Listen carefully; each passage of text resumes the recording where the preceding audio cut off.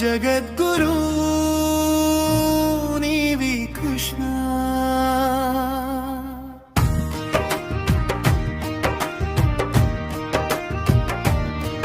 ఆనందానికి సంతోషానికి మూలం నీవే, నా హృదయంలో వెలిగే జ్ఞానదీపం నీవే, నా ప్రయాణానికి మార్గం నా గమ్యం నీవే.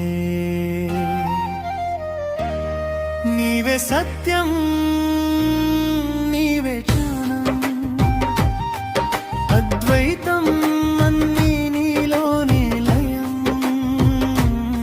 నిన్ను తెలుసుకోవడమే లోకమంతా తెలుసుకున్నట్టే. బ్రహ్మానంద స్వరూప